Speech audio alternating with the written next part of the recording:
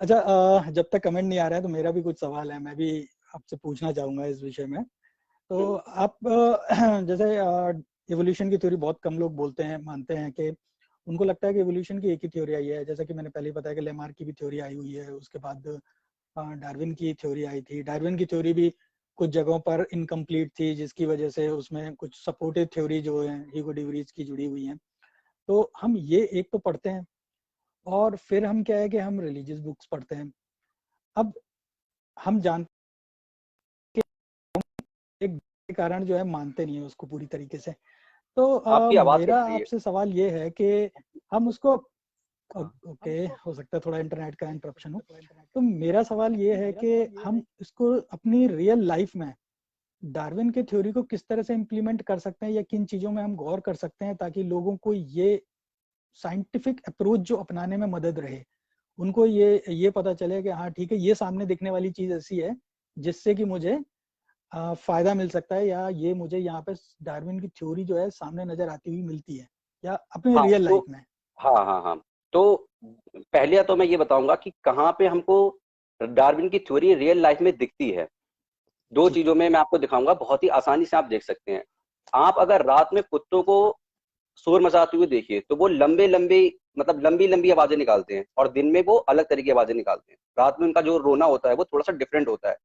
अगर आप उसको सुने और अगर आप भेड़ियों को सुने तो उसमें आपको काफी समानता मिलेगी। इससे पता चलता है कि कुछ हजारों साल पहले जो भेड़िए थे और जो कुत्ते थे वो एक ही प्रजाति के रहे हैं। तो अगर हम ये देख पाए कि कुत्ते कैसे भेड़िए से अलग बने, तो हम ये समझ पाएंगे कि जो एवोल्यूशन है वो कैसे हो रहा है, या नई जातियां कैसे बनती हैं। तो नई जातियां बनने की तीन चार तरीके होते हैं जब कोई नई जातियां बनती है, पर मैं कुत्तों के एग्जाम्पल से समझाना चाहूंगा कि कुत्ते कैसे भेड़ियों से अलग हुए। तो इसके बारे में बहुत सी थ्योरीज हैं। तो ये थ्योरी है, जरूरी नहीं है कि ये बिल्कुल 100% सही हो, पर एक थ्योरी ही है।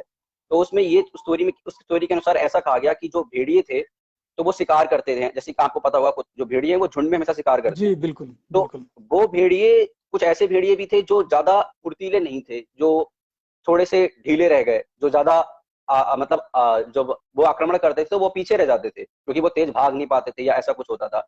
इसकी वजह से जी उनको खाने को भी बाद में मिलता था, और जब उनको खाने को भी बाद में मिलता था तो इस वजह से उनको हड्डियां ज्यादा खाने को मिलती थी, इसलिए उनके जो दांत थे उनकी थोड़ी सी शेप चेंज होती चली गई। फिर क्या हुआ कि अब वो कम खाते थे तो इस वजह से उनका जो बच्चा हुआ वो भी उतना हष्ट पुष्ट नहीं रहा, और फिर वो भी परंपरागत रूप से तेज भाग नहीं पाया तो वो भी पीछे रह गया, तो वो भी हड्डियां खाने लगा। तो उस वजह से क्या हुआ, उनका बिल्कुल उसी प्रजाति में निष्कासन होने लगा क्योंकि उन्हें हड्डियां ही खाने को मिलती थी, अच्छा मांस बाकी भेड़िए खा लेते थे जो कि तेज थे। फिर उनको लगा कि इस झुंड में हमारा काम नहीं चलेगा, तो फिर वो वहां से हटे और वो शहरों की तरफ है जहां मनुष्य रहता था। तो मनुष्यों का बचा कुचा वो खाने लग गए, और फिर वो मनुष्यों के साथ रहने लग गए। धीरे धीरे मनुष्य मनुष्य उनको अपने शिकार को इस्तेमाल करने लग गए। तो इस, और हम अगर जेनेटिकली भी चेक करें तो हमको पता चलता है कि जो कुत्ते हैं और जो भेड़िए हैं उनका जो जेनेटिकली है वो 99.98% मिलता है, उसमें सिर्फ 0.02% की जो असमानता है वो पाई जाती है।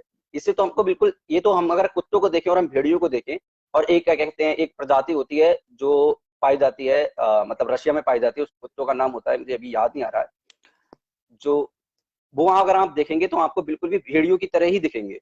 तो अलास्का, इससे अलास्का वो प्रजाति रहती है। अलास्का में रहती है, मुझे उनका भी नाम नहीं याद आ रहा है क्या कहते हैं उनको। हस्की, हस्की सॉरी, हाँ, हस्की हस्की हस्की ब्रीड है हस्की। वो। हाँ हाँ हाँ, हाँ हाँ। तो मैं आप गलत बोल हस्की गया को है। देखेंगे तो आपको साफ पता चल जाएगा कि वो बिल्कुल भेड़िए जैसे ही हाँ दिखते हैं। तो बिल्कुल इससे हमको बिल्कुल। पता चल जाए कि ये डार्विन की जो थ्योरी है उसका प्रूफ है कि देखिए ये बिल्कुल उनसे अलग, हम भेड़ियों और कुत्तों को तो अलग ही मानते हैं पर वो उनमें जी। समानता भी है। तो ये हमको प्रूफ मिलता है हमारी रियल लाइफ में कि ये बिल्कुल अलग है। और दूसरा है जैसे कि हमारे जो शरीर पे बाल है, हमारी पूरी बॉडी पे बाल होते हैं, लेकिन हमारे बाल उतने नहीं होते जितने की जानवरों के होते हैं। तो ऐसा क्यों है? क्योंकि पहले जो मच्छर होते थे या जो मक्खियां होती थी इनको बचने के लिए बालों का इस्तेमाल होता है, पर लेकिन धीरे धीरे हम लोगों ने कपड़े का इन्वेंशन कर लिया और हम लगातार कपड़े पहनने लग गए। तो हम कपड़ों को पहनने लग गए तो बालों का जो इंपॉर्टेंस थी वो कम हो गई है। तो धीरे धीरे हमारी बॉडी से बाल कम होने लग गए हैं।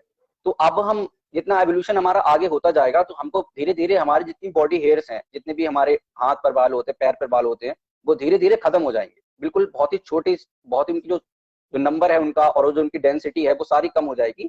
ये जो रियल लाइफ एग्जांपल है जो डार्विन का, हम देख सकते हैं, क्योंकि हमारे यहाँ वो यूज में नहीं आ रहा है तो धीरे धीरे एवोल्यूशन में वो हमसे दूर हट